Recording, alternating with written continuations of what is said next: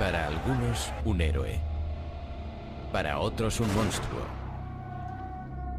Deseaba que comenzara una tercera guerra mundial. Ante las exigencias del imperialismo, La CIA y las fuerzas especiales norteamericanas conspiraban para derribarle. Su muerte está envuelta en un velo de misterio. Su cuerpo fue enterrado de forma secreta en una tumba sin nombre. Pero aquel hombre de quien todos esperaban que el mundo se olvidara iba a convertirse en una leyenda.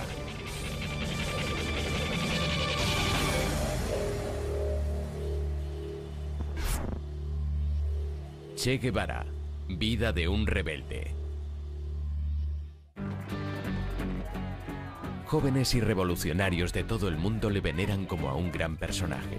Su rostro aparece en millones de camisetas, pero el Che Guevara auténtico no era una imagen bidimensional, sino un hombre muy complejo y con un objetivo determinado. El Che consideraba que formar parte de una guerrilla era la máxima expresión del género humano. Alguien a quien se prepara para sacrificarse por un ideal, en este caso por la causa del marxismo-leninismo, como solución para los males de la humanidad. Y el único modo de cambiar por completo el orden mundial dominado por el capitalismo yanqui.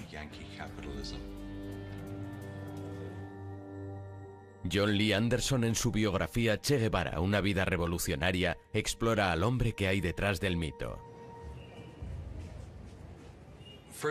En primer lugar, quería averiguar qué había llevado al hijo de una antigua y acomodada familia argentina de clase media, con todo a su favor en la vida, a abandonar una existencia cómoda y convertirse en el revolucionario más famoso e implacable de su época.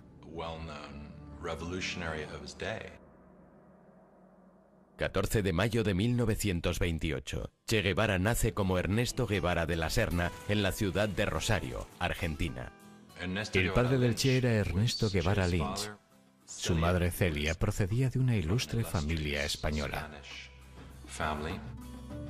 En Altagracia y en general en Buenos Aires también. Carlos Figueroa es un... Altagracia, que eran, podían ser Cádiz, o hijos de choferes, o hijos de caseros.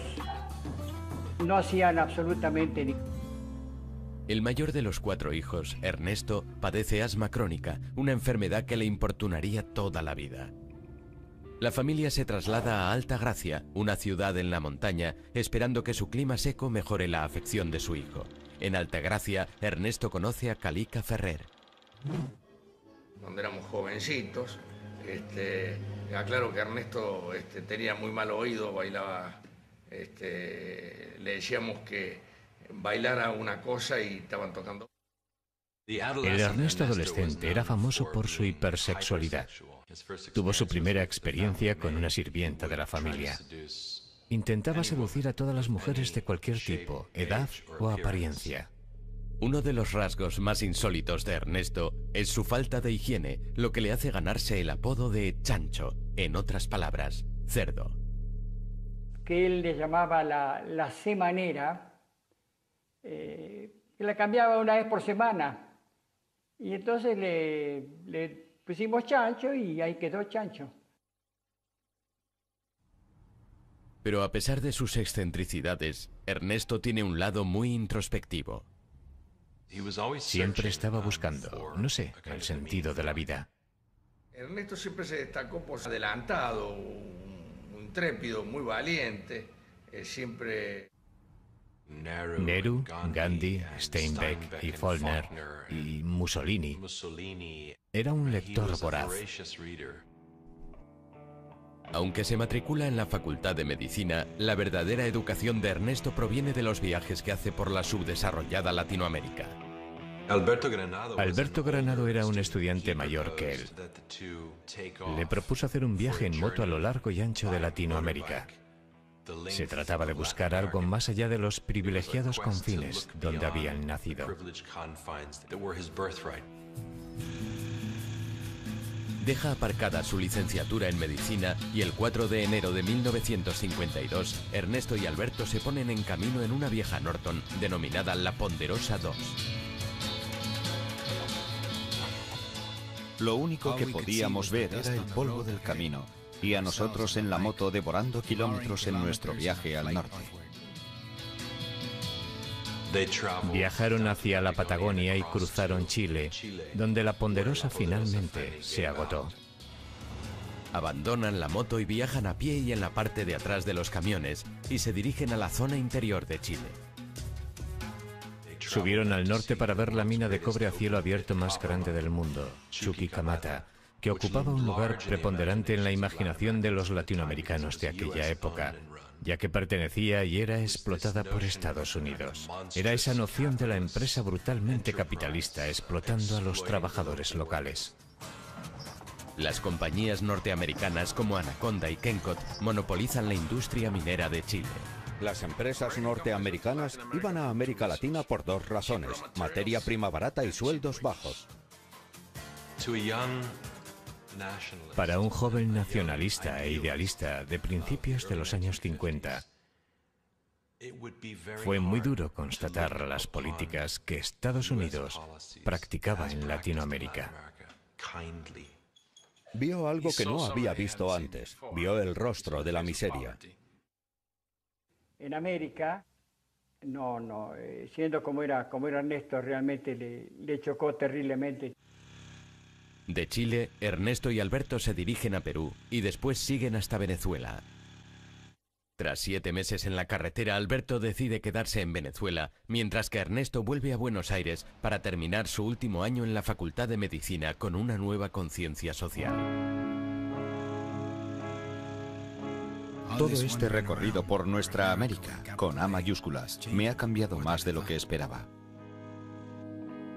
Cuando terminó me dijo, viste, vos no me creías, me acabo de recibir de médico, preparémonos que nos vamos ya de viaje. Ese es el último viaje de cada viaje. Ernesto y Calica se dirigen a Bolivia. En el camino conocen a otros jóvenes viajeros. Conocer, es decir, Ernesto siente gran curiosidad por el fervor político de los estudiantes y la situación en Guatemala, donde el presidente Jacobo Arbenz está intentando provocar una revolución social mediante una reforma agraria. Arbenz intentaba nacionalizar las tierras no aprovechadas de las grandes empresas norteamericanas de plátanos y frutas, especialmente United Fruit. Por supuesto, la compañía United Fruit estaba muy vinculada a la administración Eisenhower. El secretario de Estado John Foster Dulles había pertenecido al Consejo de Administración de United Fruit y además era el hermano de Alan Dulles, director de la CIA. United Fruit pagó a un cualificado especialista en relaciones públicas para que fomentara el temor a una amenaza comunista en Guatemala, este pequeño y empobrecido país. 24 de diciembre de 1953. En medio de este ambiente cargado, Ernesto llega por primera vez a Guatemala. Muy pronto le presentan a una mujer peruana llamada Hilda Gadea. Hilda se enamoró perdidamente de él de inmediato. Incluso llegó al punto de empeñar algunas de sus joyas para pagar el alojamiento de Ernesto, y finalmente comenzaron a dormir juntos. Ernesto conoce a través de Hilda a los seguidores de un abogado cubano de 26 años, Fidel Castro. Este había encabezado un asalto al cuartel de Moncada, la segunda guarnición más grande que había en Cuba, en su audaz intención de derrocar al presidente de Cuba, general Fulgencio Batista. Muchos de los que asaltaron el cuartel eran estudiantes, exestudiantes, trabajadores, emprendedores, y muchos fueron torturados hasta la muerte, y los que sobrevivieron, incluidos Fidel Castro y su hermano, fueron encarcelados. Castro tiene que cumplir 15 años de sentencia, pero Ernesto está profundamente impresionado con aquellos hombres. A diferencia de sus amigos cubanos, Ernesto no está comprometido con ninguna causa o ideología, pero la destitución de Arbenz, el presidente de Guatemala, cambia sus puntos de vista. El primer golpe de Estado en Latinoamérica patrocinado por la CIA tuvo lugar en Guatemala en 1954.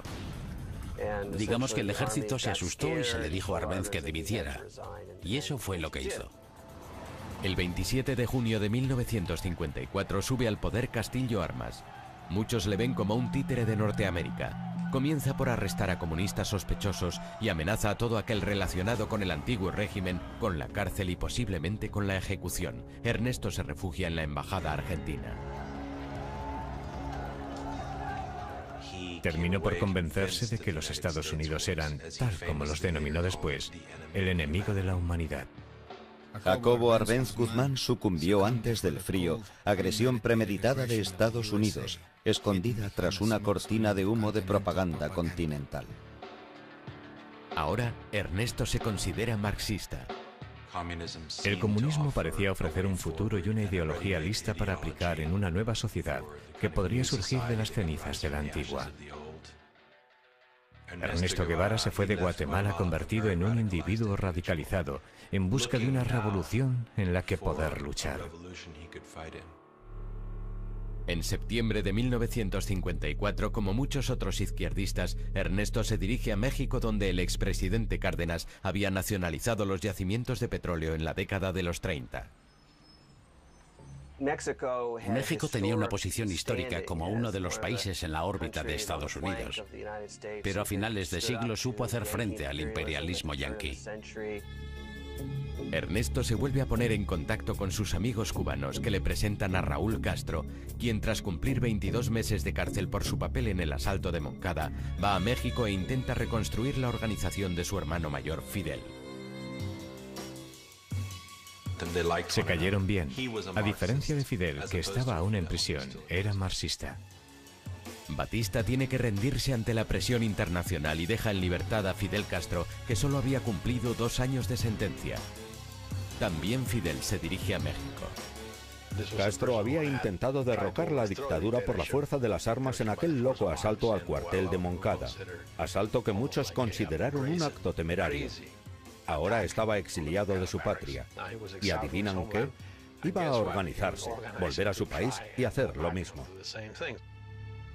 Mientras Ernesto es reservado, serio, comunista, Fidel Castro no es ninguna de esas cosas. Estaba metido de lleno en la improvisada política de su época y se consideraba a sí mismo patriota y nacionalista. Aún no era marxista-leninista. En agosto de 1955, y deseando conocer al hombre que había levantado semejante pasión entre sus seguidores, Ernesto le pide a Raúl que le organice un encuentro. El encuentro dura toda una noche. Una incidencia política es haber conocido a Fidel Castro, el revolucionario cubano. Un hombre joven, inteligente, seguro de sí mismo y de una audacia extraordinaria. Creo que hay una mutua simpatía entre nosotros. Comparten muchas ambiciones y el mismo demonio, los Estados Unidos. Ernesto es invitado a unirse al movimiento 26 de julio, denominado así por la fecha del asalto al cuartel de Moncada. El único no cubano del grupo queda asignado como médico de la organización y se le da el nombre de Che. Los argentinos dicen Che cuando hablan unos con otros. Es un antiguo término que significa oye, y así empezaron a llamarle Che. Hilda se había quedado en Guatemala y ahora se reúne con Ernesto. Hilda le dijo que estaba embarazada. Aquello fue un golpe tremendo, pero Ernesto decidió hacer lo correcto y se casó con ella. Poco después del nacimiento de su hija, Hildita, el Che se vuelca totalmente en el movimiento y en la gran ofensiva en Cuba. Casi inmediatamente partió para pasar largos periodos de tiempo en un rancho a las afueras de la Ciudad de México, donde recibió entrenamiento militar. Se convirtió en uno de los mejores tiradores del grupo.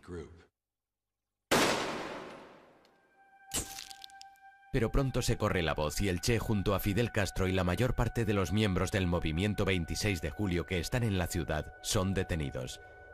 Permanecen en la cárcel durante un mes. Tras su puesta en libertad, el movimiento sigue de forma clandestina. Fidel Castro continúa con sus planes de derrocar a Batista y compra un viejo y destartalado barco por $15.000, unos 11.000 euros, apropiadamente llamado Granma, es decir, anciana, para llevar a su pequeño ejército de 82 hombres de México a Cuba. Tienen prevista una travesía de 5 días. El Che escribe una carta a su madre en la que le informa de sus movimientos. Hilda se la remitirá en caso de que muera en la batalla. Básicamente se despide de Hilda y de su pequeña hija y les dice que si sobrevive se volverán a ver. Pero la revolución le llama. A las 2 de la mañana del 25 de noviembre de 1955, 82 hombres embarcan en el Granma. Con nuestras luces apagadas dejamos el puerto de Tuxpan, entre un revoltijo infernal de hombres y todo tipo de materiales. Las palabras de Fidel empiezan a hacerse realidad. En 1956 seremos libres o seremos mártires. Su causa era la revolución latinoamericana y su siguiente objetivo Cuba, liberar Cuba. Había dejado de llamarse Ernesto Guevara, se había convertido en el Che.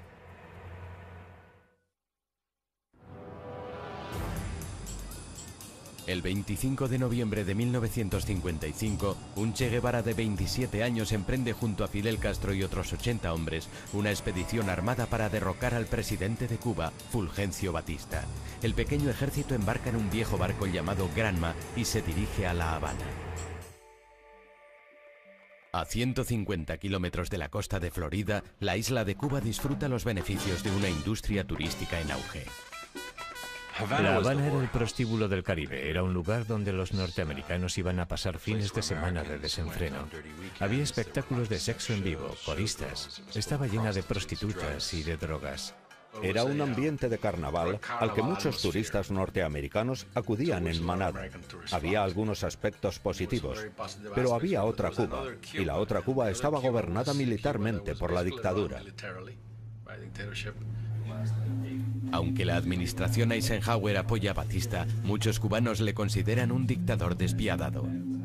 Fulgencio Batista era el mayor matón que hubiera gobernado nunca en un país latinoamericano. Y era alguien de quien se daba por hecho que estaba en deuda con los intereses económicos de Estados Unidos, con los intereses de la mafia norteamericana en Cuba.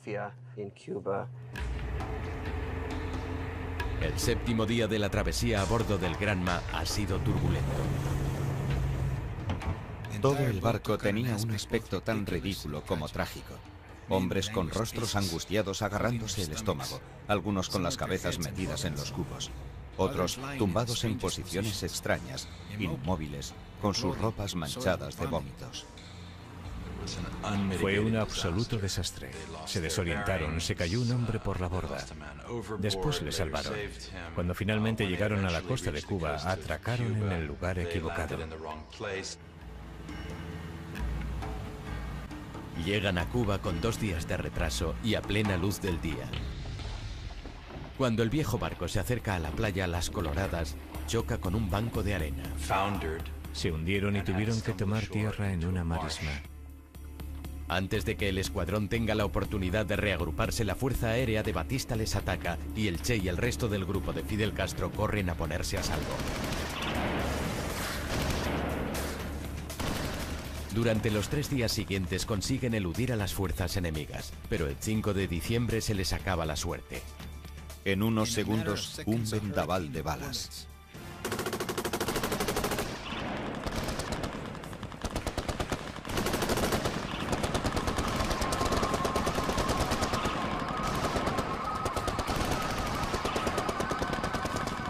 Esto solo aumentado por las escenas dantescas y grotescas. Un robusto guerrillero intentando esconderse tras el tronco de una caña de azúcar y otro, sin saber por qué, pidiendo a gritos silencio en medio del tremendo alboroto. Más de 2/3 fueron masacrados de inmediato. El Che resultó herido en el cuello. En una fracción de segundo tuvo que elegir entre llevarse su rifle y munición o su botiquín de primeros auxilios. Dejó el botiquín y cogió la munición.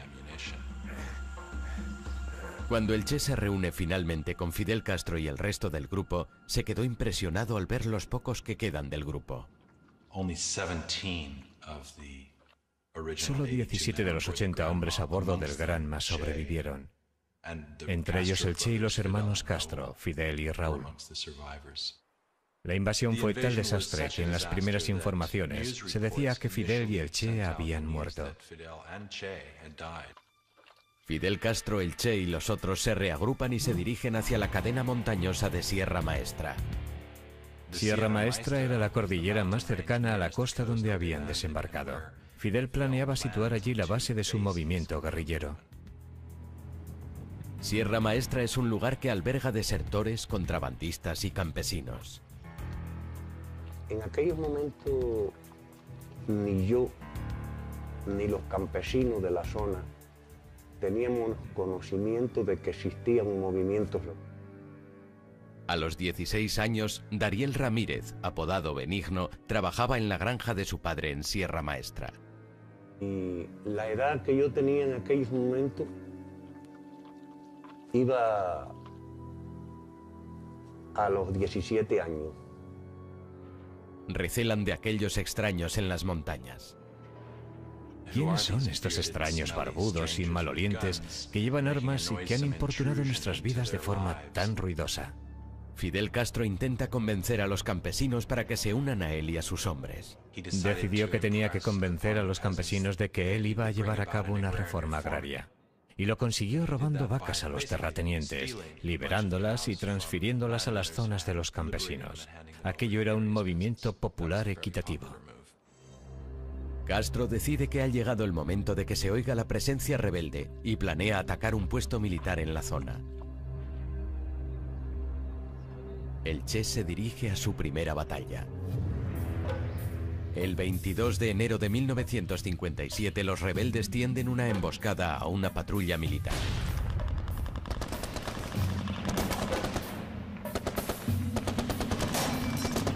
Cuando suenan los primeros disparos, el Che se encuentra cara a cara con el enemigo. Le disparó en cuanto le vio, y parece ser que estuvo midiendo sus propias reacciones para ver cómo se sentía, y se sentía bien. Se sintió bien. El pequeño grupo ahora tiene que enfrentarse a la ejecución de uno de su grupo.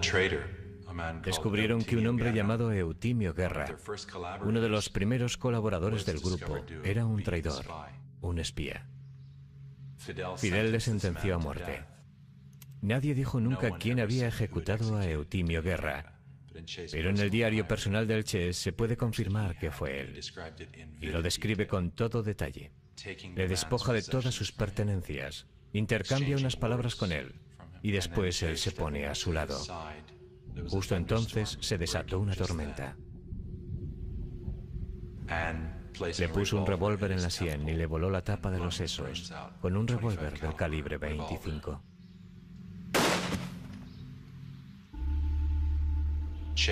El Che, como médico, inspeccionó la entrada y la salida de la herida y escribió que había dormido bien después de lo que había hecho.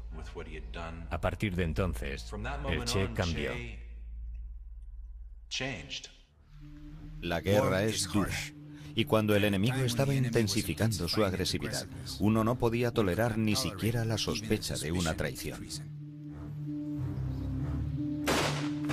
Desconozco el número total de los ejecutados por Che Guevara, pero ciertamente fueron muchos.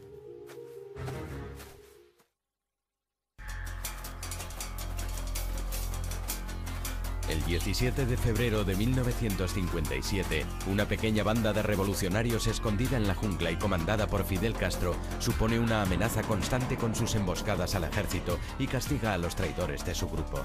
Pero gracias en parte a la falta de piedad de Che Guevara, el grupo va ganándose la fama de ser un grupo fuerte y violento. La tropa de Fidel Castro y sus hazañas atraen pronto la atención de la prensa mundial. Herbert Matthews, redactor del New York Times, consiguió entrevistarse con Fidel Castro. Y este quiso hacerle ver que disponía de 100 a 150 hombres dispuestos para la lucha armada. En realidad, aquel temible ejército rebelde lo componen solo 20 hombres. Cuando un mes después se publica el artículo, se confirma que Fidel y el Che han sobrevivido al ataque inicial de las fuerzas de Batista y que su movimiento se está desarrollando en Sierra Maestra.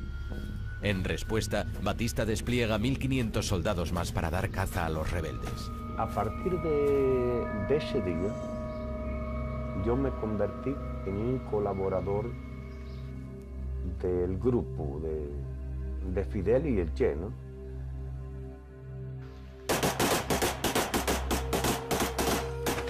Que ya tenía confianza con ellos. Mientras tanto, el 26 de julio, miembros urbanos se alistan en el ejército rebelde, entre ellos Chuck Ryan, un estudiante norteamericano de 19 años que reside en la bahía de Guantánamo, donde su padre trabaja como médico para la Marina norteamericana. Teníamos mucha relación con los cubanos. Éramos todos amigos.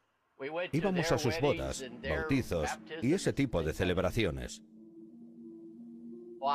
Yo me ofrecí desinteresadamente a ayudarles, consiguiéndoles armas para luchar contra la dictadura. Pronto invitan a Chuck y a otros 2 adolescentes de Guantánamo a unirse a los rebeldes. Hablamos de ello, arreglamos algunas cosas y les dejamos unas cartas a nuestros padres. Los jóvenes norteamericanos y otros 50 nuevos reclutas son conducidos a Sierra Maestra. Una de las primeras personas que conocieron fue el Che. Creo que enviaron al Che porque muchos de los hombres que venían con nosotros se encontraban bastante mal. Estaban muy cansados, completamente desfallecidos.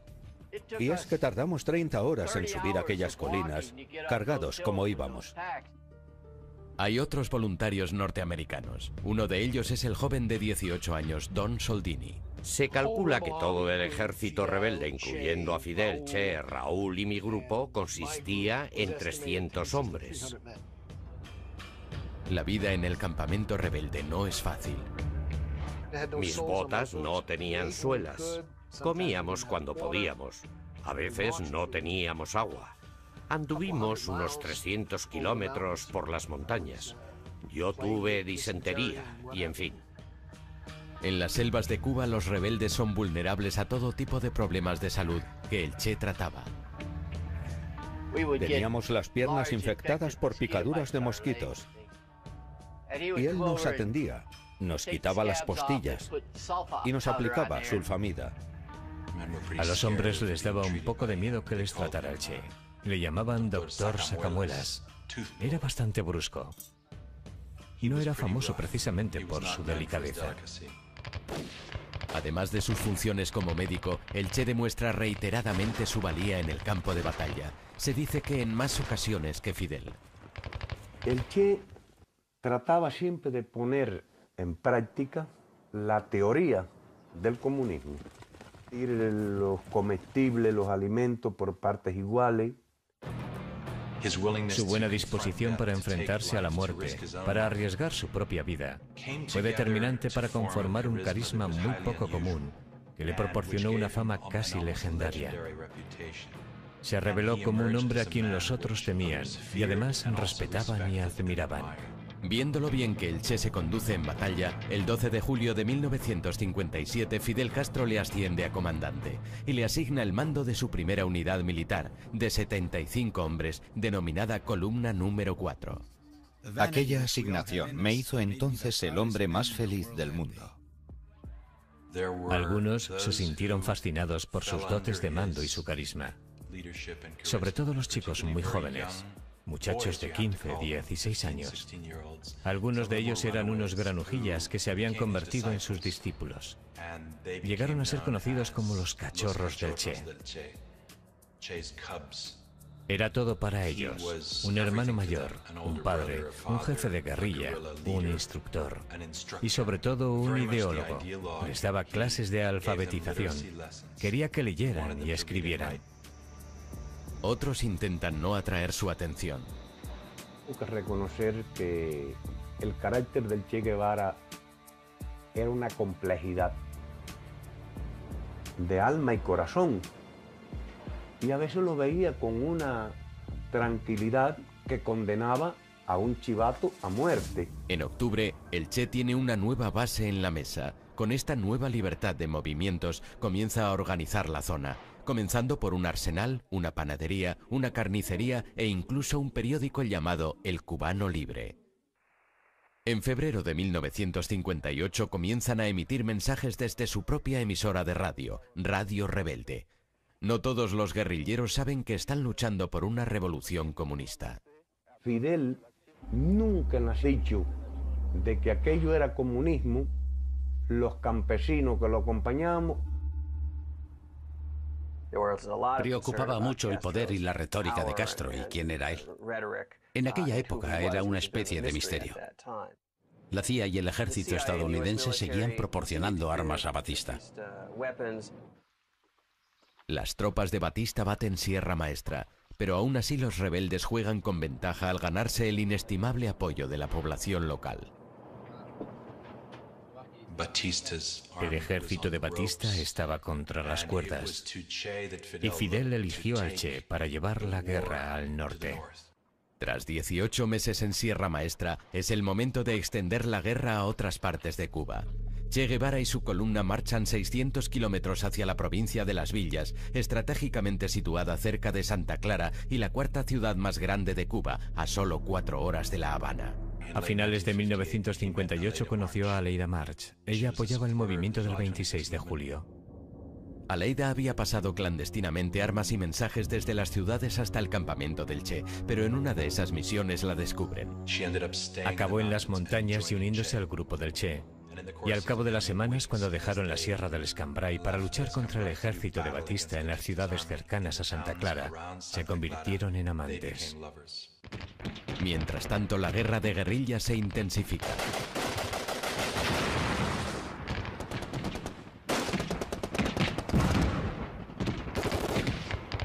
Fidel Castro y su ejército rebelde, formado ahora por unos 800 hombres, comienzan a trasladarse a la provincia de Oriente. Mientras, el Che ataca cuarteles del ejército utilizando tácticas psicológicas de la guerrilla para ahuyentar al enemigo.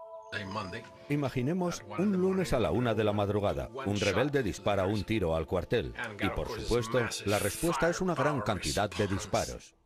Y a continuación, este rebelde se iba a casa a dormir. La noche siguiente, un rebelde iba a las 11 de la noche y otro a las 4 de la madrugada. Y ambos hacían lo mismo, disparar un tiro. La tercera noche, en aquel cuartel estaba todo el mundo despierto, nadie dormía. Así conseguían que aquellos soldados quisieran marcharse. Y por supuesto, tras 2 semanas, aquella guarnición abandonaba el campamento. Te encuentras en una situación en la que piensas que el enemigo es superior, y eso no puede ser muy bueno para la moral de la tropa, lo que definitivamente afectó al ejército de Batista. El 27 de diciembre de 1958, Fidel Castro ordena al Che que ataque Santa Clara, el último bastión de Batista, con 340 guerrilleros, para luchar contra una fuerza enemiga 10 veces mayor. Los guerrilleros estaban instruidos, sabían lo que estaban haciendo, sabían que tenían un buen comandante, tenían al Che. Él era el mejor, confiaban en él. Estábamos siguiendo todo a través de la onda corta de Radio Rebelde. Las noticias que nos llegaban desde Santa Clara, donde estaba el Che, no eran muy buenas. La emisión rebelde decía que estaban recibiendo una paliza. Pero aquella información era equivocada. Estaban luchando contra un ejército superior, pero formado por gente muy pobre, y no iban a jugarse la vida por mantener a Batista en el poder. Siendo conscientes de la inutilidad de la resistencia, se rindieron y más de 100 armas pasaron al lado de la libertad. El golpe final a las fuerzas de Batista llegó cuando el Che y sus hombres tienden una emboscada a un tren que transportaba refuerzos a Santa Clara. El 31 de diciembre de 1958, Batista huyó de La Habana con todo su séquito y varios millones de dólares en metálico.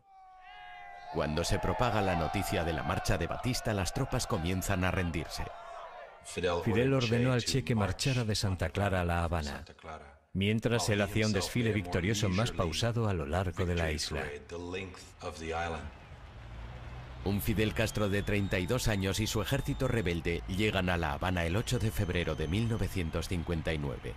Hoy todos los ojos de los poderosos opresores y de los esperanzados están fijos en nosotros.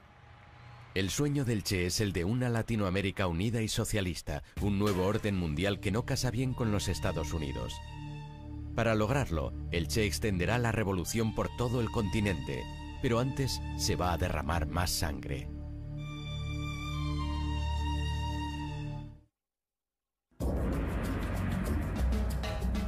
...2 de enero de 1959, La Habana, Cuba. Tras 2 años de guerra contra las fuerzas del presidente cubano Fulgencio Batista, una guerrilla comandada por Fidel Castro y por Che Guevara se ha hecho con el control de Cuba. En La Habana, la tarea del Che va a consistir en respaldar al nuevo gobierno revolucionario en el poder, controlando y purgando todo tipo de oposición. Mientras el presidente Fulgencio Batista huye de Cuba derrotado, Fidel Castro y su ejército rebelde hacen una entrada triunfal en La Habana. Nos recibieron como libertadores. La gente corría de aquí para allá con botellas de ron. La gente se volvió loca. Aquello fue una cosa muy bonita, fue una experiencia maravillosa. Que creo que por primera vez en la vida se ha visto al pueblo de Cuba todo unido. Tras 2 años viviendo en las montañas, los rebeldes no tienen fuerzas para resistirse a las tentaciones de La Habana.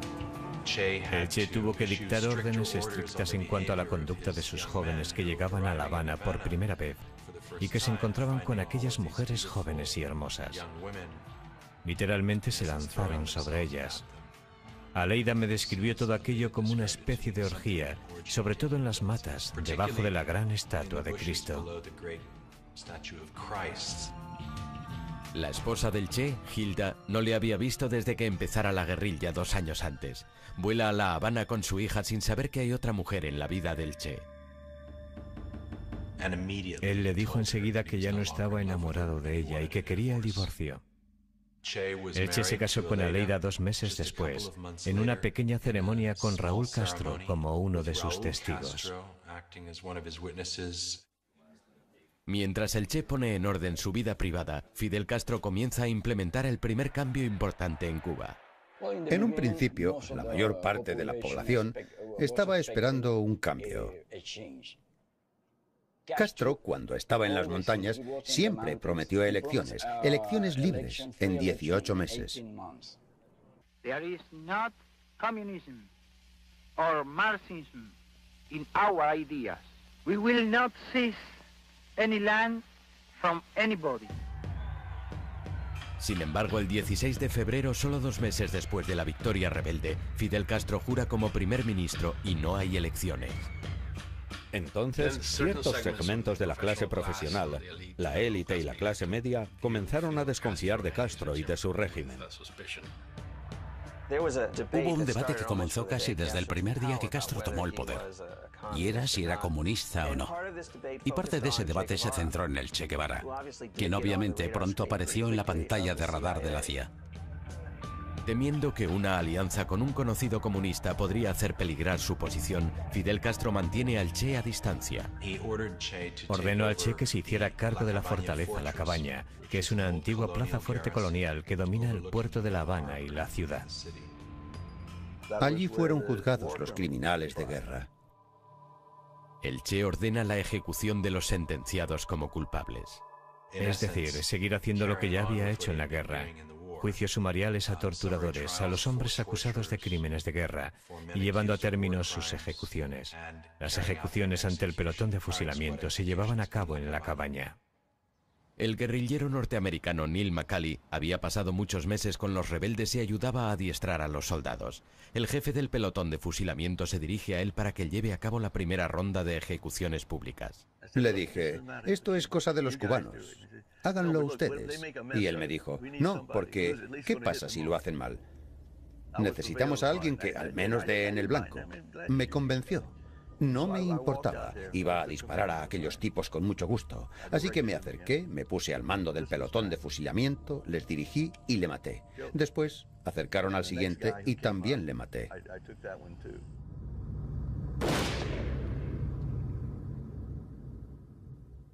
Durante el siguiente año y medio son ejecutados por los pelotones de fusilamiento cientos, algunos dicen que miles de personas. Aquellas muertes ayudan a fortalecer la espeluznante reputación del Che. Ambos eran unos asesinos, unos criminales. Castro mató a miles de personas y Che Guevara también mató a miles de personas. Así que el Che también era un demonio.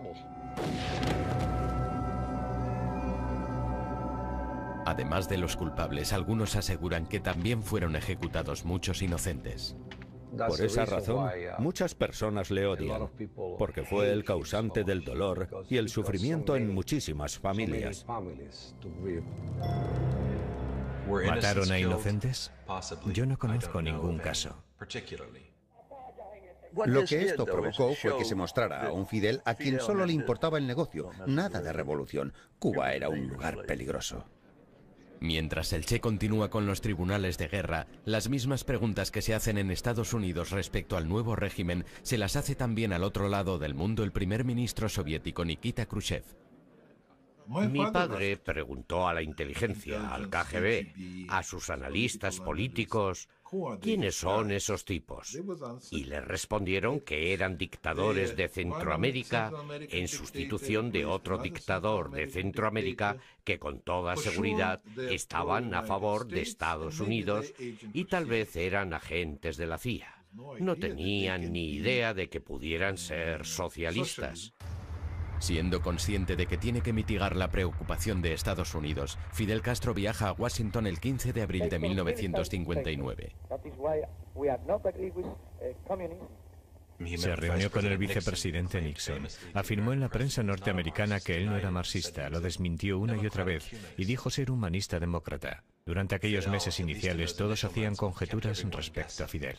Pero entre bastidores, Fidel Castro se había alineado con el Partido Comunista Cubano.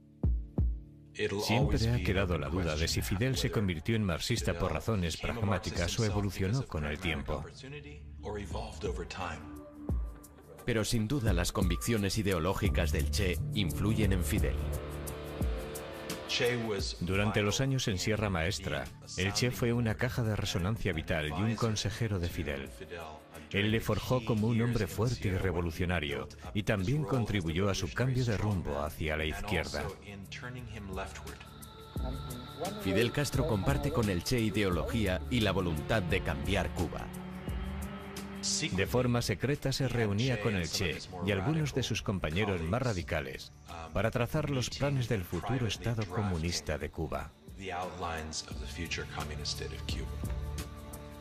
El gobierno comienza a preparar la reforma agraria cubana, ley que promulga la confiscación de la propiedad privada. Pero antes de poner en práctica el plan, el Che es enviado al extranjero. Los espías norteamericanos que vigilaban Cuba, e incluso muchos cubanos, creían que Fidel había marginado al Che. Era excesivamente radical.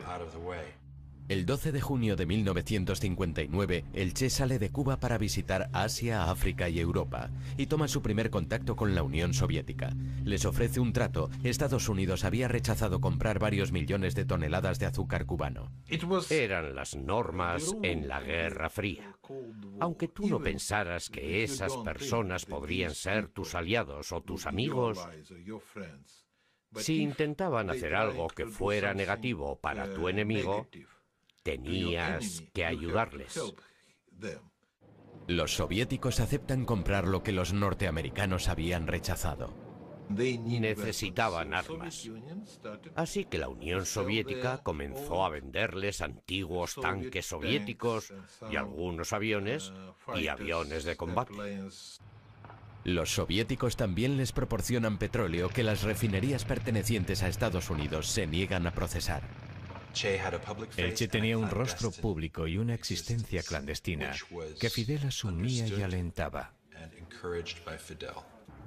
Como recompensa, Fidel le da al Che un papel importante en el gobierno cubano como director del Ministerio de Industrialización y es nombrado presidente del Banco Nacional de Cuba. Mostraba su desdén por el mundo de las finanzas y el dinero, firmando los billetes del Banco de Cuba simplemente con la palabra Che. Firmó las primeras monedas oficiales solo con la palabra Che. Y en mi opinión, aquello fue un insulto al pueblo cubano. Fue un insulto. La estructura capitalista de Cuba está llegando a su fin. Castro bajó el nivel de vida de Cuba, por lo que, en vez de hacer más ricos a todos, hizo muchísimo más pobres a todos. Fidel Castro decreta una reforma agraria y el 7 de mayo de 1959 se llevan a cabo las primeras confiscaciones de las grandes propiedades agrícolas. La gente comienza a ver la realidad de lo que va a venir. Y muy pronto los cubanos comienzan su éxodo a Miami. Mientras miles huyen de Cuba, el Che aborda un plan incluso más radical. Un argumento favorito del Che era que para que Cuba llegara a ser totalmente soberana políticamente, tenía que ser económicamente independiente de Estados Unidos. Y la única forma de conseguir aquello era cortando todos los lazos económicos con los Estados Unidos. Estados Unidos ha invertido millones de dólares en Cuba. Todo pertenecía a Estados Unidos. La compañía eléctrica, los puertos, las minas, la línea aérea que volaba 2 veces al día a Miami, las cadenas de televisión. A la negativa de Estados Unidos de refinar el petróleo de Cuba, Fidel responde nacionalizando todas las compañías petroleras extranjeras. En represalia, Estados Unidos rompe todas las relaciones diplomáticas. Menos de 10 meses después, todas las empresas norteamericanas son embargadas. Washington contraataca y anuncia un embargo comercial de todas las exportaciones de Cuba. Mientras aumenta la tensión con Estados Unidos, en Cuba cualquier tipo de oposición al régimen es vista como contrarrevolucionaria y un delito. Incluso está mal vista la práctica de la religión. Varias docenas de sacerdotes católicos son expulsados de la isla. Juramos sobre la Biblia y prometimos luchar hasta que Cuba fuera libre, o hasta la muerte. Y muchos de los fundadores de mi organización, MRR, Movimiento de Recuperación Revolucionaria, murieron frente al pelotón de fusilamiento. Los asesinatos fueron terribles. Se producían en todas partes. Yo no quería vivir bajo un régimen como aquel, ni mi esposa tampoco. Mientras miles huían de Cuba, aquel estado de confrontación establecido por el gobierno revolucionario cubano contra Estados Unidos ya no se puede soportar más. Sinceramente, es un hombre incontrolable. Esa es la clave, no podemos controlarle. El servicio interno de la CIA dice que Fidel Castro tiene que ser eliminado y la revolución cubana anulada. Y necesitamos poner en marcha un plan para derrocar el gobierno de Castro. Mientras la visión del Che de una Cuba socialista se hace realidad, el presidente Eisenhower mantiene reuniones a puerta cerrada. Ha llegado el momento de la acción. Está a punto de empezar una guerra secreta.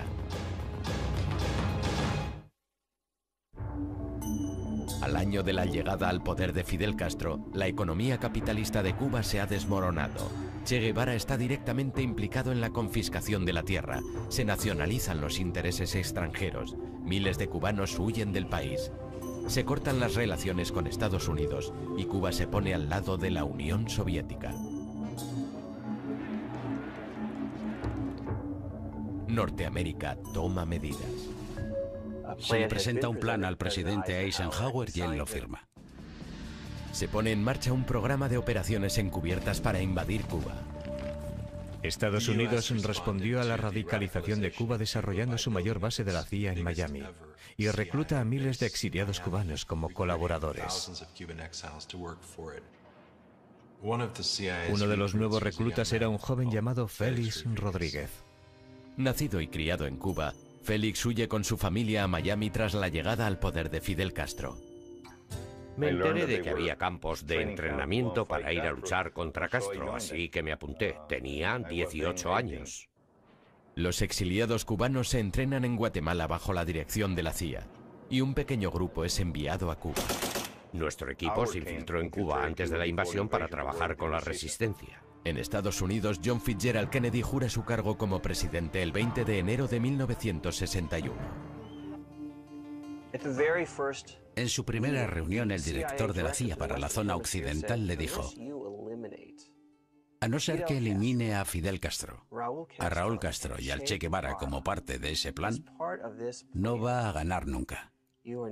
Este asunto va a ser interminable. Kennedy está de acuerdo. No solo apoyará el plan de la CIA para invadir Cuba, sino también las conspiraciones de asesinatos de la CIA. Así pues, en agosto de 1960, un alto oficial de la CIA llamado Richard Weissel autorizó a la CIA crear pastillas venenosas que serían enviadas a los contactos de la mafia dentro de Cuba y, de algún modo, colocadas en la comida de Fidel. Aunque los intentos de asesinato son fallidos, el plan para invadir Cuba comienza el 15 de abril de 1961. En el curso del enfrentamiento, Fidel finalmente se mostró tal como era en realidad y anunció que era socialista marxista-leninista y que en lo sucesivo el régimen iba a ser aliado de la Unión Soviética. Fidel Castro asigna al Che el mando del ejército occidental de Cuba, pero la invasión comienza en el sur, en una zona llamada Playa Girón, en la bahía de Cochinos. Cuando el ejército formado por cubanos exiliados, conocido como Brigada 2506, se aproxima a la isla el 17 de abril de 1961, sus barcos son hundidos por la Fuerza Aérea Cubana. Se esperaba alguna ayuda, como una ayuda aérea o de la Marina, pero esa ayuda no llegó. Durante 48 horas aquel ejército fue severamente castigado. El Che estaba lejos de la acción, pero todos atribuyeron la victoria sobre los norteamericanos a él y a Fidel Castro. Eran unos héroes en las escuelas, en las universidades y también para los líderes de la Unión Soviética. Para el nuevo presidente norteamericano, la invasión es un desastre. Hubo un famoso encuentro entre Che Guevara y un asesor de Kennedy llamado Richard Goodwin. Lo primero que le dijo a Goodwin fue: gracias por lo de la bahía de Cochinos. Ayudó a consolidar nuestra revolución. Antes de la invasión éramos un joven gobierno fragmentado, pero después nuestra victoria y el fervor nacionalista que se despertó nos ha permitido avanzar realmente y de forma mucho más firme que antes. Aquella invasión fue un fracaso en todos los sentidos. Fidel Castro y el Che están convencidos de que Norteamérica les invadirá de nuevo y buscan protección en los soviéticos. Mi padre decía, no podemos proteger Cuba utilizando fuerzas convencionales, así que tenemos que ser muy rotundos. Aquel que invada Cuba se verá metido en problemas porque nosotros vamos en serio. La última discusión acerca de desplegar misiles en Cuba tuvo lugar entre el Che y Khrushchev. Muy pronto son detectados misiles soviéticos en Cuba. Es una época muy peligrosa. Fidel Castro y el Che conminan a los soviéticos a lanzar los misiles en caso de una invasión terrestre norteamericana.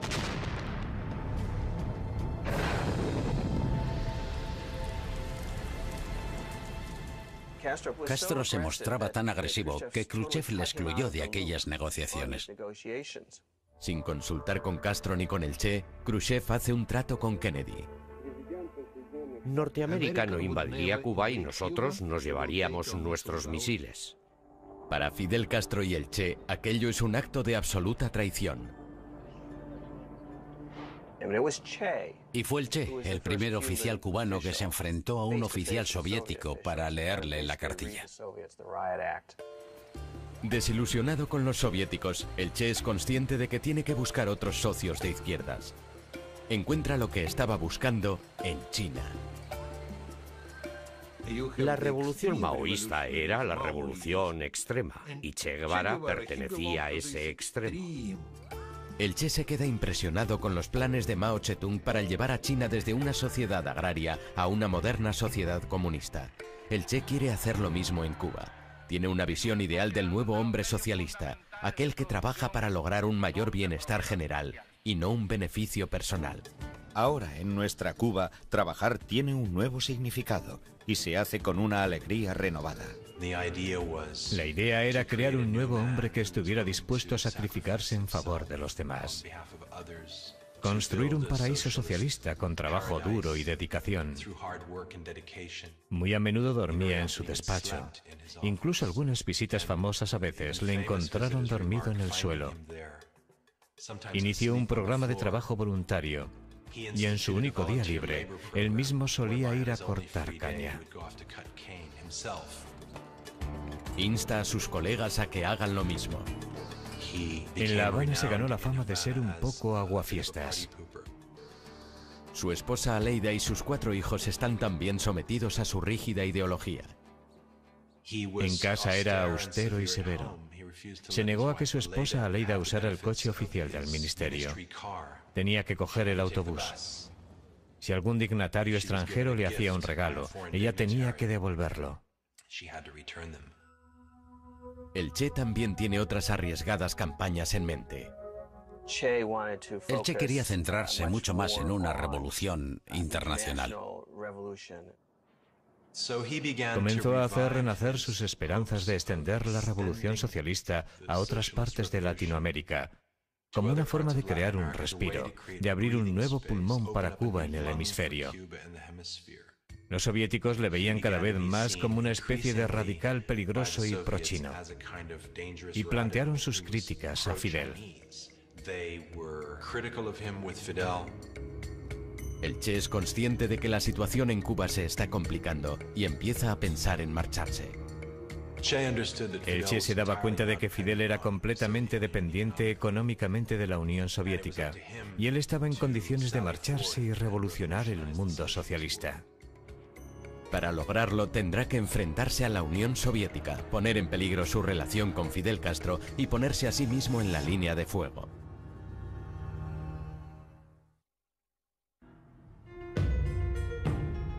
En 1963, la economía de Cuba sufre una debilidad sin precedentes. Los planes de Che Guevara de lanzar al país han fracasado. Su solución es acabar con la dependencia soviética de Cuba y extender la revolución por todo el mundo. El Che estaba cada vez más desencantado de cómo se estaban desarrollando las cosas, al ser Cuba un satélite de la Unión Soviética. En agosto de 1964, la atención de la administración de Lyndon Johnson se desvía de Cuba a Vietnam y a la creciente agitación en África. Los cubanos también ponen sus ojos en África, sobre todo en lo que había sido el antiguo Congo belga. El Congo está en el corazón de África. Podía ser el motor o el corazón de una revolución socialista que saliera al exterior y liberara al hemisferio. El gobierno del presidente Kasavubu, apoyado por la CIA, lucha contra un grupo rebelde denominado Movimiento de Liberación del Congo. La CIA crea un ejército de unos 1000 mercenarios, la mitad de Sudáfrica y Rodesia, y la otra mitad de Europa. Y los cubanos creen que ellos también deberían ir a apoyar a las fuerzas que luchaban contra el grupo apoyado por Estados Unidos. Y Che Guevara tenía la impresión de que era una revuelta muy fuerte y con unos líderes muy comprometidos. Con el Congo en mente preparado para una revolución, el Che se dirige a Nueva York y al país que durante tanto tiempo ha despreciado. Vino en diciembre de 1964 y pronunció un discurso en las Naciones Unidas. Total de los artefactos termonucleares y apoyamos la celebración de una conferencia de todos los países del mundo para llevar a cabo estas aspiraciones de los pueblos. Vistiendo el uniforme verde de la revolución, critica la implicación de Estados Unidos en Vietnam y el conflicto en el Congo. Después una aparición en el programa de noticias Face the Nation. Más tarde se dirige al norte de África, a la ciudad de Argel, donde pronuncia un discurso criticando abiertamente a la Unión Soviética. El Che rompió su relación con los soviéticos. Cuando vuelve a La Habana, el Che y Fidel Castro tienen una reunión a puerta cerrada. Habiendo arremetido contra los soviéticos, que eran al fin y al cabo la mano que estaba dando de comer a Cuba, habiendo mordido esa mano, Fidel tuvo que decirle: Che, creo que es el momento de que te vayas. Y el Che le dijo: yo también pienso lo mismo. El Che cree que podrá volver a recuperar el apoyo perdido con una exitosa campaña en el Congo. La misión es ayudar, apoyar y entrenar a los rebeldes en una guerra de guerrillas. El Che recibió la bendición de Fidel y desapareció del mapa de la política doméstica cubana. El Che y sus hombres llegan a la ribera congoleña del lago Tanganica el 24 de abril de 1965. Mira, era una situación muy difícil. Lo primero, que en el Congo no había nada preparado. En el caso del líder rebelde congoleño, Laurent Kabila, visitó el frente solo una vez. Kabila llegó en una lancha motora con un par de prostitutas y varias botellas de whisky. Los mismos hombres del Che casi se amotinan contra él cuando vieron al lado de qué tipo de hombres estaban luchando. No había dirigentes, no había hombres para hacer la revolución, no se había organizado nada. El máximo dirigente de la lucha. El Che espera poner en forma a los rebeldes y organiza algunas batidas exitosas, pero en el proceso pierde a 6 de sus hombres. Durante casi un año el Che no aparece en público. La CIA creía que había muerto o le habían asesinado cuando se fue de Cuba. 3 de octubre de 1965. Como respuesta a las especulaciones de que él había ordenado el asesinato del Che, Fidel Castro lee una carta que el Che le ha escrito. Siento que he cumplido la parte del deber que me ligaba a la revolución cubana en su territorio. Me despido de ti, de los camaradas, de tu gente, que ahora es la mía. Formalmente renuncio a mi puesto como líder del partido, a mi cargo de ministro, a mi rango de comandante y a mi ciudadanía cubana. Nada legal me ata ya a Cuba.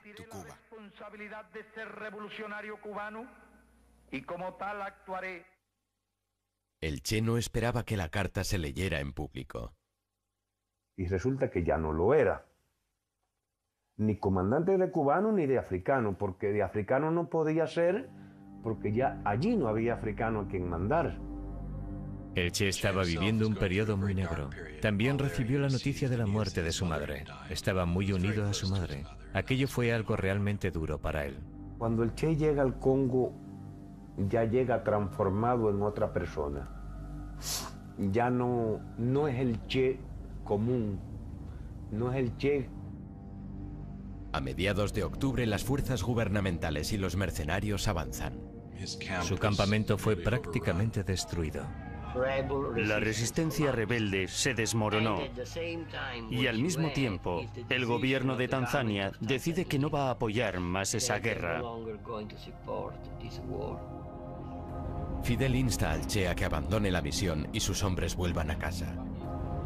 El retrato que dieron del Congo fue ignominioso. Así fue como él lo describió, y contentos de haber podido salir con vida. Admitiendo la derrota, el Che se refugia en la embajada de Tanzania y después se traslada a una casa segura en Praga. Fidel le envió emisarios, instándole a recapacitar y volver. El Che se negó. No quería volver a Cuba después de haber dicho que se marchaba. Y si fuera necesario, moriría liderando otras revoluciones en otros lugares. Pasado algún tiempo, Fidel le dijo al Che que había acordado un trato con el líder del Partido Comunista de Bolivia para que el Che fuera allí.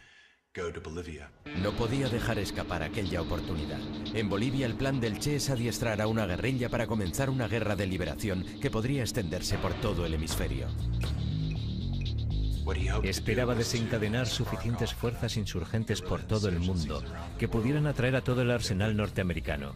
Esto les distraería de Vietnam y a la larga toda su potencia se podría tambalear y cambiar el orden mundial de una vez por todas. Estaba intentando comenzar la Tercera Guerra Mundial. Una guerra que eliminará el capitalismo y en su lugar instaurará el comunismo. Si lo hubiera conseguido, habría cambiado el mundo. El Che jamás consideró que podría fracasar.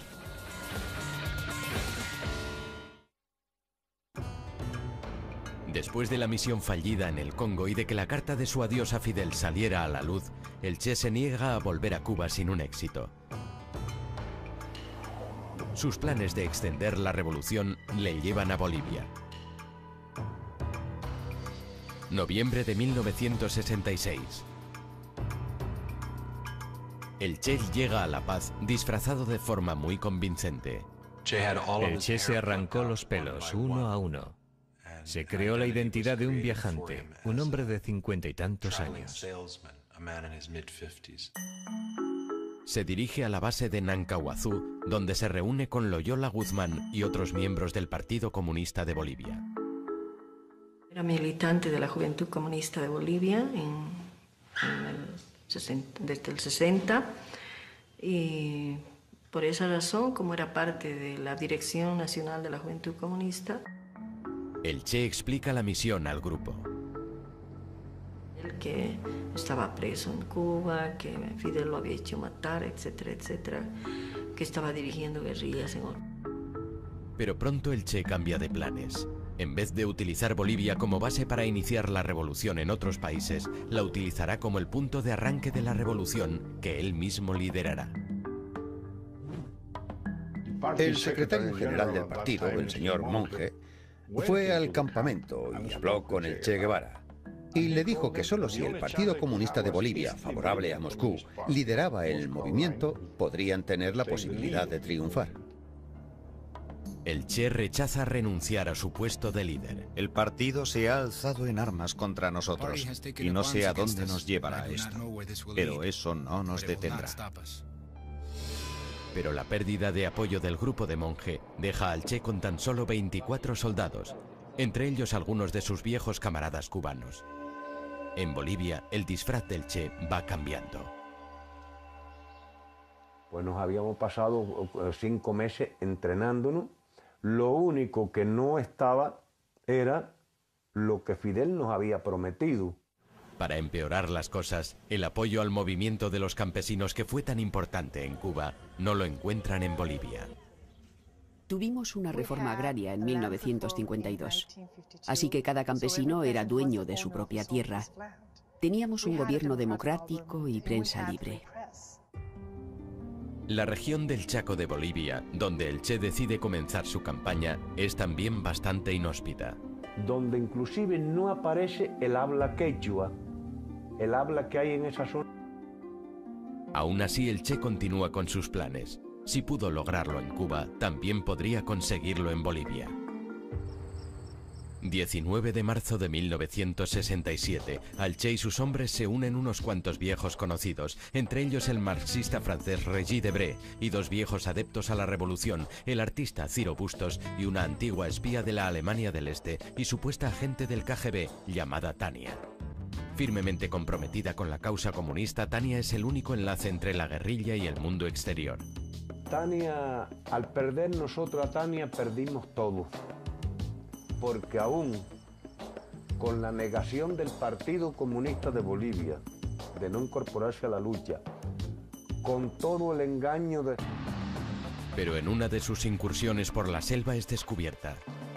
Tania tiene que quedarse con la guerrilla, pero para algunos las condiciones son demasiado difíciles.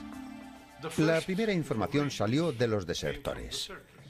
Ellos confirmaron la información de que había extranjeros en la región armados y con la intención de crear un ejército guerrillero. El ejército envía a la zona una patrulla de 40 hombres. Y la guerrilla tendió una emboscada a aquella patrulla.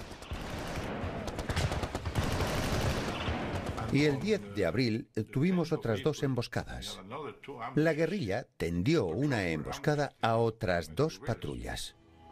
El Che decide dividir el grupo en 2. Un líder rebelde llamado Joaquín se quedará en la retaguardia mientras el Che va a la vanguardia. Da instrucciones a Regis Debray y a Ciro Bustos para que hagan llegar un mensaje a Fidel Castro. En el intento son capturados y hechos prisioneros por el ejército boliviano. El sargento Miguel Arroyo les interroga. Ellos sí, ellos fueron, pero él prácticamente por voluntad, porque él estaba muy preocupado, Bustos graficó la imagen de todos los guerrilleros. Ahí se pudo detectar ya la aparición de Guevara, porque lo saca con barba y con su cachimba ya. Regis Debray confirma la identidad del Che. Cuando reapareció en Bolivia en 1967 había que ver los informes de la CIA diciendo: bueno, sí, suponemos que estábamos equivocados cuando pensábamos que en estos últimos años podría haber muerto, pero parece que está vivito y coleando y promoviendo la revolución en la selva de Bolivia. La CIA envía un par de agentes a Bolivia en junio de 1967. Uno de ellos es Félix Rodríguez, el hombre que a los 18 años se había preparado para la Bahía de Cochinos. Se ha ofrecido a asesinar al Che y a Fidel Castro. El gobierno boliviano estaba seguro de que él estaba intentando promocionar la guerrilla en la zona. Con la evidencia de que el Che intentaba comenzar una guerra de guerrillas en su país, el presidente boliviano empieza una campaña propagandística contra ellos. Crisis porque no se podía ir a comprarse nada, salir porque aquí no tenemos mercado, teníamos que ir al Chaco a traer. Con el Che Guevara de nuevo en el punto de mira, Norteamérica empieza a prepararse para ayudar a los bolivianos. Está muy claro que durante el verano de 1967 este asunto pasa a ser absolutamente prioritario para la CIA. Lyndon Johnson seguía día a día la evolución de los pasos que se daban para localizar y eliminar al gran revolucionario Che Guevara. Un legado de la presidencia de Kennedy es la creación de un grupo contrainsurgente de élite conocido como los Boinas Verdes y que son desplegados en Bolivia. La misión consistía en entrenar, empezando de cero, un batallón boliviano, entrenándolo específicamente para perseguir al Che Guevara y su guerrilla. Se seleccionan 800 soldados bolivianos que son entrenados en un campamento llamado La Esperanza. Metódicamente, ¿no? Pero acá nos dimos el gusto de mucha práctica con munición de guerra, particularmente con ametralladoras, con fusil. Eran unos estudiantes muy dispuestos, ponían mucho entusiasmo, llegaron a ser buenos soldados.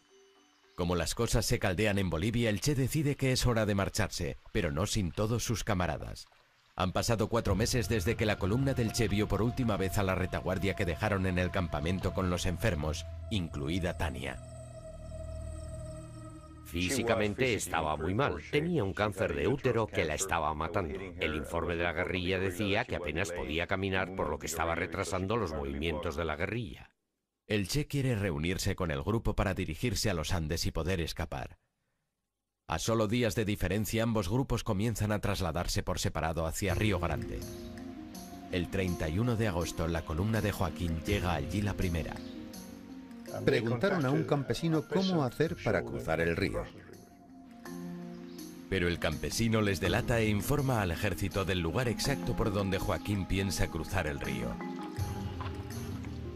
Y cuando comienzan a cruzar, sufren una emboscada. Y los matan, incluyendo a Tania, la única mujer del grupo. Le dispararon a ambos brazos, después al cuerpo y se hundió en el agua. Básicamente todo el grupo fue aniquilado, con la excepción de 2 individuos. Una vez que sus camaradas de la segunda columna fueran eliminados, la historia de Che Guevara en Bolivia fue realmente una historia de supervivencia. Una especie de viaje épico. Se movieron por una jungla terrible, calurosa, llena de espinos, hacia los Andes. Desnutridos, sufriendo emboscadas, enfermos. En septiembre, un Che de 39 años y sus hombres han estado moviéndose por la dura jungla boliviana durante 10 meses. El Che pierde casi la mitad de su peso. Su cabello está apelmazado y largo. Sus hombres tienen alucinaciones. El chino Juan Pablo Chan, ciego, o sea, miope, sin gafas, se le habían roto. Tenía problemas en sus piernas, no se podía... El Che envía a Benigno a buscar las tan necesitadas provisiones. Cuando se acercaban al pueblo de La Higuera, se encontraron con una emboscada del ejército.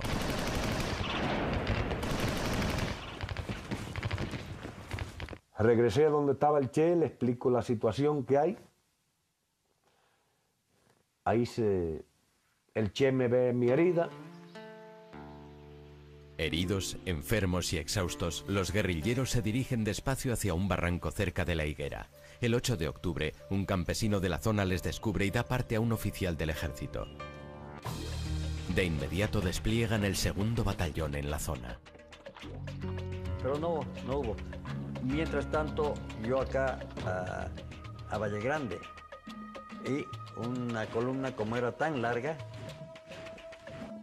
Tenía unos 70 hombres conmigo. Bajamos a La Higuera y de allí al barranco. Cuando los soldados bolivianos comienzan a descender por las montañas, el Che se da cuenta de que él y sus hombres están atrapados. Tendrán que luchar para poder escapar. Recibimos disparos de los guerrilleros. Murieron 2 soldados, así que empezamos a disparar.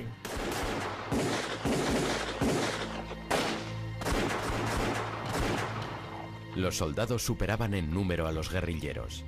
Algunos de los guerrilleros fueron asesinados. El mismo Che fue herido y de un disparo le arrebataron el rifle de la mano. Ya no podía disparar. Un guerrillero boliviano llamado Willy acude a ayudarle intentando ponerle a salvo. Por seguridad tenía 2 soldados arriba, a unos 15 metros. Y vieron a esos 2 individuos intentando salir del barranco. Avanzaban despacio. Los soldados esperaron hasta que estuvieron delante de ellos. Los 2 guerrilleros no tienen escapatoria. Una cosa que me llamó la atención es que llevaba un pequeño cazo con 6 huevos. Tenía mucho cuidado en proteger a aquellos huevos. Probablemente iba a ser su comida al día siguiente. Y le dije, ¿quién eres? Y él me contestó, soy el Che, y valgo más vivo que muerto.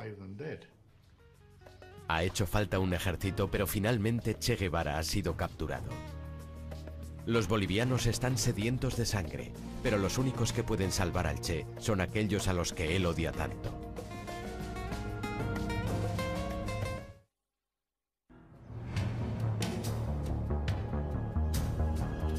...8 de octubre de 1967... Tras 11 meses huyendo, los sueños de revolución de Che Guevara han terminado de forma sangrienta en la selva boliviana. Que el Che había sido hecho prisionero tratando de ayudar a uno de los compañeros, al chino específicamente. Con la mayor parte de sus hombres muertos, el Che y Willy, un soldado rebelde, son conducidos fuera del barranco. Le dejé un soldado para que se apoyara y fue andando todo el camino. Es una ardua caminata. Se tardan varias horas en llegar a La Higuera. Allí le introdujeron en la pequeña escuela de adobe del pueblo. Lo metieron al Che al aula donde yo trabajaba y custodiaban ellos de una manera bien... Curiosa, la maestra de la escuela local, Julia Cortez, pide que le dejen ver al prisionero. Sofisticado en su vestimenta, ¿no? Esa era mi curiosidad tan grande que yo tenía de ver cómo era esa persona tan especial. Luego, como estaba un poquito oscuro, iba a salir, pero que no había ese rato a quien preguntar, que tendría que esperar que retorne nuevamente alguien del lugar donde estaban concentrados. La tomó con mucho gusto y luego me agradeció, me dijo... El capitán Gary Prado también habla con el Che. Le pregunté, ¿por qué no se rindió hace unas semanas? ¿Por qué no disolvió a sus guerrilleros? ¿Dónde iba a ir?, me dijo. Ese era su auténtico drama. No tenía dónde ir. En Valle Grande, el agente de la CIA, Félix Rodríguez, y los otros mandos bolivianos reciben la noticia. Aquella noche lo celebramos, compramos un par de botellas de whisky y lo celebramos. Al día siguiente, Félix Rodríguez y el coronel boliviano Centeno llegan a La Higuera. Al entrar en la habitación a mano izquierda estaba atado al suelo y frente a él estaban los cuerpos muertos de 2 cubanos. Había perdido. Parecía un mendigo. Sientes pena, piedad por su apariencia. Era absolutamente desastrosa. El coronel Centeno trata de interrogar al Che. El coronel Centeno fue el que le habló. Yo estaba allí de pie con el otro oficial y el coronel empezó a hacerle preguntas. El Che no le contestaba. El coronel Centeno se puso furioso y dijo: usted es un extranjero, ha venido a mi país y lo menos que puede hacer es contestarme. Félix envía un mensaje diciendo que el Che ha sido capturado. El mensaje tiene que ser enviado a través de la CIA por varios países sudamericanos. Tardará horas en llegar a Washington. Félix vuelve a la escuela para ver si el Che quiere hablar con él. Cada vez que intentaba preguntarle sobre intereses tácticos, con cuántos hombres contaba, de dónde venía, él me sonreía y decía: ya sabe que no puedo responder a eso. Si soy sincero, muchas veces ni siquiera prestaba atención a lo que me decía. En mi cabeza tenía la imagen que tantas veces había visto del hombre en uniforme al lado de Mao Zedong y los líderes soviéticos, y el aspecto que tenía en ese momento. Era una situación muy extraña, una situación única. Félix saca al Che fuera y posa con él para una fotografía.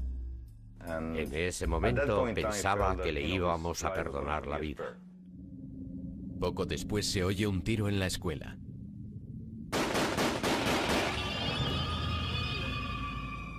Pensé que le habían disparado al Che. Fui corriendo, abrí la puerta y él me miró. Le miré, fui a la otra habitación y le vi a Willy que estaba agonizando. Y el soldado que le disparó me dijo, mi capitán intentaba escapar, lo que era ridículo. Recibió la orden de ejecutarle.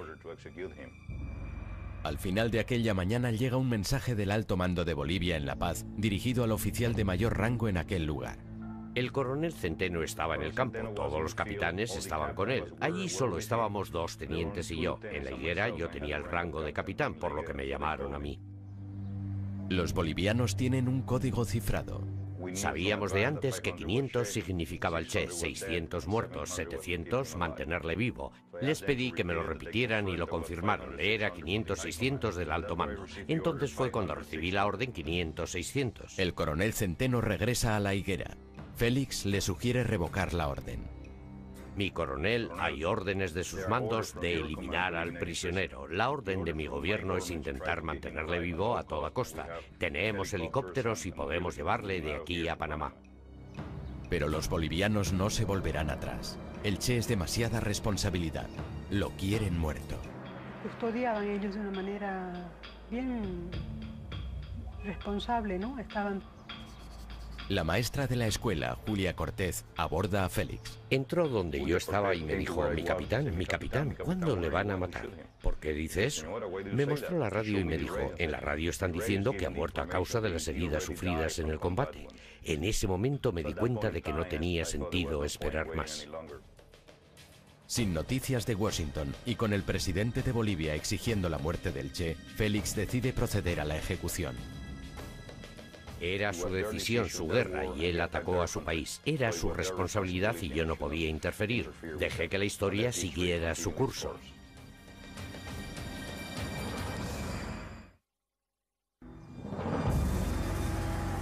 Solo un día después de la captura de Che Guevara, el gobierno boliviano ordena su muerte. Las noticias afirman que ha muerto en la batalla. Encerrado en una celda junto a los cadáveres de sus compañeros, el Che espera su destino. El 9 de octubre, a las 12:30 del mediodía, el agente de la CIA, Félix Rodríguez, entra en la escuela. Estaba sentado en el banco. Me quedé de pie frente a él y le dije, comandante, lo siento, lo he intentado. Se quedó blanco como una hoja de papel. Pero muy tranquilo me dijo, es mejor así. No deberían haberme capturado vivo. Le pregunté si quería que mandara algún mensaje, si quería algo para su familia. Puede decirle a mi esposa que vuelva a casarse y que intente ser feliz. El Che se levantó. Pensó que Rodríguez iba a matarle en aquel momento. Félix me dijo que abrazó al Che como un gesto hacia un noble enemigo. Después se despidió de él y salió. Rodríguez salió fuera y pidió voluntarios. Mario Terán, un joven sargento, da un paso al frente. Al saber que él iba a ser el ejecutor, me acerqué y le dije, no le dispare por arriba, hágalo por abajo, ya que se supone que ha muerto debido a las heridas sufridas en combate. Terán entra en la escuela listo para ejecutar al líder rebelde. Cuando ve a Terán entrar en la habitación, sabe que aquel es el hombre que le va a matar. Cuando uno mira a los ojos de su asesino, sabe que va a morir. Cuando Terán entra, el Che le dice, dispara, cobarde, solo vas a matar a un hombre. En otras palabras, no vas a matar mis ideas. Terán disparó varios tiros. Parece que el primero le hirió en un brazo. Cayó al suelo y se mordió una mano para evitar gritar de dolor.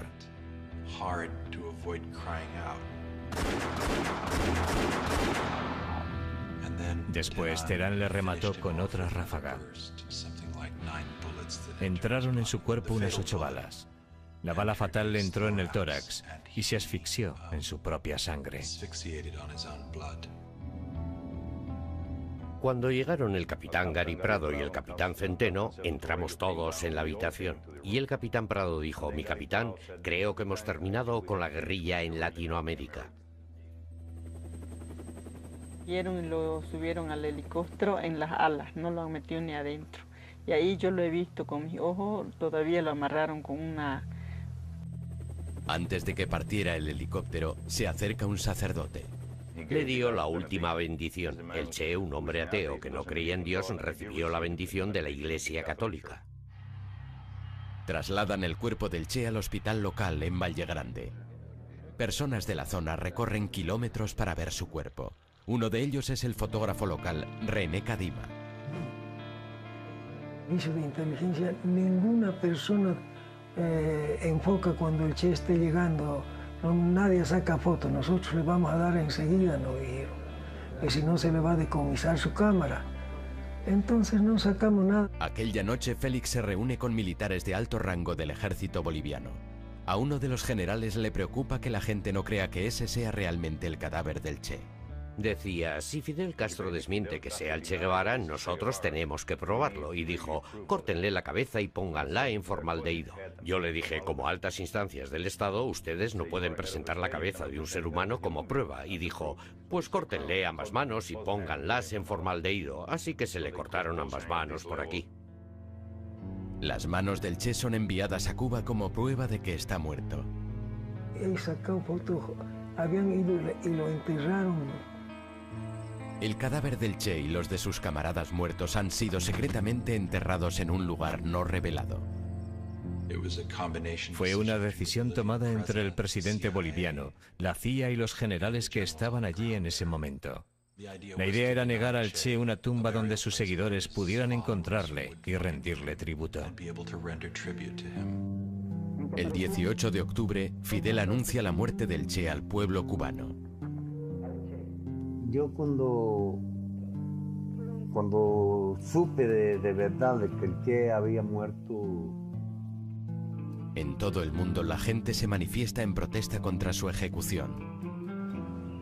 Con la muerte del Che crece su leyenda.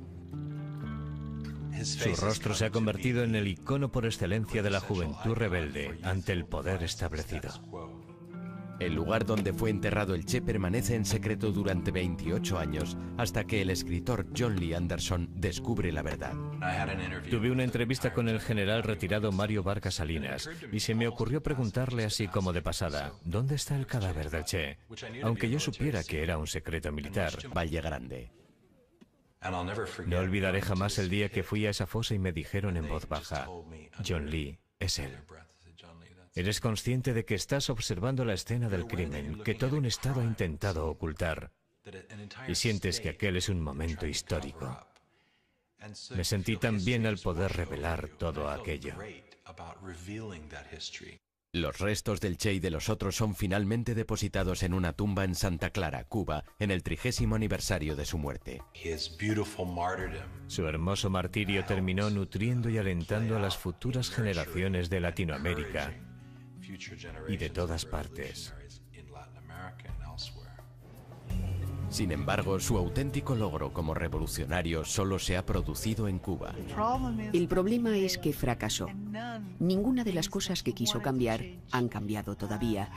La mayoría de las personas que tuvieron relación con el Che y de algún modo le ayudaron, pagaron las consecuencias. Somos los que quedamos. No queda más nadie, ni de boliviano ni cubano. Te voy a decir una cosa, antes de contestarte esto. Yo en parte me alegro de que el Che... Benigno vive ahora en el exilio en París y en Cuba es considerado un traidor. El Che sigue siendo recordado en Bolivia. Su presidente socialista, Evo Morales, es un crítico de los Estados Unidos. Guevara en Bolivia, Che Guevara, Fidel Castro, un grupo que ahora, sin levantar armas contra el imperio, contra los nuevos patrones en Bolivia y en Latinoamérica, pues estamos no solo en tiempos de lucha, sino en tiempos... Habían algunos partidos políticos de izquierda, oportunistas, que no apoyaron esa lucha de Che Guevara. Actualmente ya nadie habla de la guerra de guerrillas. Es todo terrorismo. Ya no hay Che Guevara, solo Osama Bin Laden y personas como él. El Che era casi un purista. No estaba de acuerdo con el terrorismo. En la guerra del Che no había coches bomba. No había terroristas suicidas. Había una idea de sacrificio noble. En definitiva, el Che era una paradoja. Era alguien con cuya indignación social y pasional puedo identificarme y entender. Pero también era alguien cuya, a veces, fría lógica y cuya retórica y cuyas acciones me parecen terribles. Alguien que anhelaba cambiar el mundo y que lo intentó, pero que, en última instancia, fracasó.